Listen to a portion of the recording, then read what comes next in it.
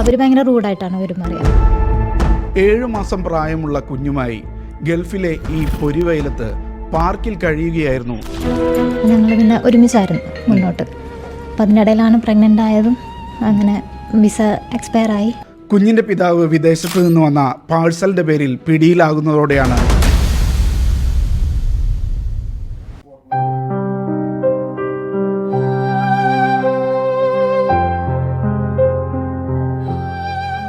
മാസം പ്രായമുള്ള കുഞ്ഞുമായി ഗൾഫിലെ ഈ പൊരിവെയിലത്ത് പാർക്കിൽ കഴിയുകയായിരുന്നു 22-കാരിയായ ഈ തൃശ്ശൂർക്കാരി. ദിവസങ്ങൾക്ക് മുമ്പാണ് ഷാർജയിലെ പാർക്കിൽ നിന്ന് ഇവരെ ഒരു കൂട്ടം വനിതാ സാമൂഹിക പ്രവർത്തകർ ഏറ്റെടുത്ത് അജുമാനിലെ ഫ്ളാറ്റിലെത്തിച്ചത്. അവിടെ നിന്നാണ് നമ്മൾ ഏറ്റെടുക്കുന്ന ഒരവസ്ഥ വളരെ പരിതാപകരമായിരുന്നു. കാരണം ഈ പെരും ചൂടിൽ അറിയാലോ, കുറച്ച് പേരുടെ മനസ്സുകളുടെ സഹായങ്ങൾ എത്തി, വസ്ത്രങ്ങളായിട്ടും ഭക്ഷണ സാധനങ്ങളൊക്കെ ആയിട്ടൊക്കെ കുഞ്ഞിന് വേണ്ട പരിചരണങ്ങളൊക്കെ കിട്ടിയപ്പോൾ അതിൽ നിന്നൊക്കെ ഈ ഒരു അവസ്ഥയിലേക്ക് ആയി കിട്ടിയിട്ടുണ്ട്.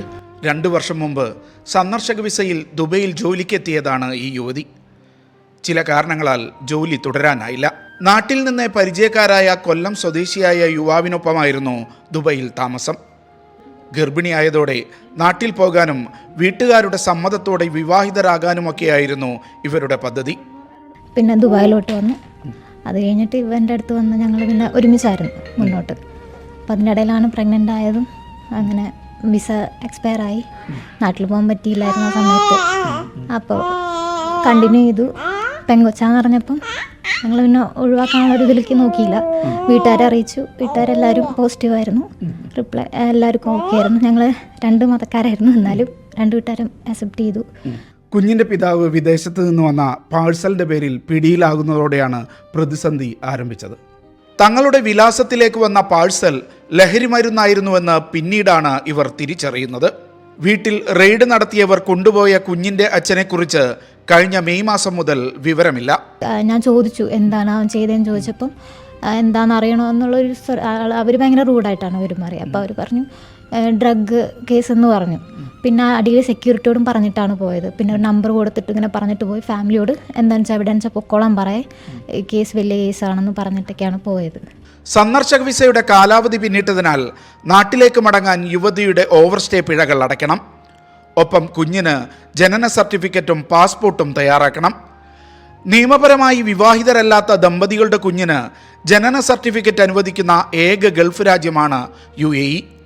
എങ്കിലും കുഞ്ഞിന് ഇപ്പോഴും ജനന സർട്ടിഫിക്കറ്റ് ലഭിച്ചിട്ടില്ല.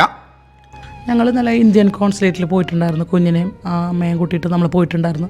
അപ്പോൾ അവർ പറഞ്ഞ നമ്മൾ ബർത്ത് നോട്ടിഫിക്കേഷനായിട്ടാണ് ചെന്നിട്ടുണ്ടായിരുന്നത്. പക്ഷേ പിന്നെ ബർത്ത് സർട്ടിഫിക്കറ്റ് കിട്ടിയതിന് ശേഷം വരാനാണ് അവർ നമ്മളോട് പറഞ്ഞിട്ടുള്ളത്.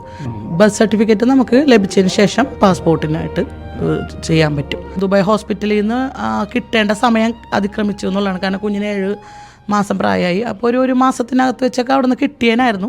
ഇനി നമ്മൾ ഒന്നുകിൽ കോർട്ട് വഴി അപ്ലൈ ചെയ്യണം, അതല്ലാന്നുണ്ടെങ്കിൽ ഹെൽത്ത് അതോറിറ്റിയായിട്ട് ബന്ധപ്പെടണം എന്നുള്ളതാണ്. നാട്ടിലെത്തിയാൽ യുവാവിൻ്റെ കുടുംബം ഉൾപ്പെടെ തങ്ങളെ സംരക്ഷിക്കാൻ തയ്യാറാകുമെന്നാണ് ഇവരുടെ പ്രതീക്ഷ. 2 വീട്ടുകാർക്ക് ആക്സെപ്റ്റ് ചെയ്യാൻ തയ്യാറായിരുന്നു. ഇവൻ്റെ ഈ ഒരു പ്രശ്നം വരുന്നത് വരെ. ഈ പ്രശ്നം അറിഞ്ഞതോടുകൂടി അവൻ്റെ വീട്ടുകാരാകെ ഇപ്പം ഒരു ഇതിലാണ്, ഇങ്ങനെ ഒരു കാര്യത്തിന് പോയെന്നുള്ളൊരു ഇതിൽ അവരങ്ങനെ വളർത്തിയൊരു മകനല്ല എന്നുള്ളൊരു ഇതിൽ ഞങ്ങളോടൊരു വെറുപ്പിലാണുള്ളത്. പക്ഷേ നാട്ടിൽ പോയി കഴിഞ്ഞാൽ കൊച്ചിനെയും കൊണ്ട് അവൻ്റെ അമ്മയുടെ അടുത്തെല്ലാം പോകും. കുഞ്ഞിന് പാസ്പോർട്ട് എടുക്കാനും വിസ പിഴകൾ അടച്ചു തീർക്കാനും അധികൃതരുടെ കനിവ് തേടുകയാണ് ഈ യുവതി ഇപ്പോൾ.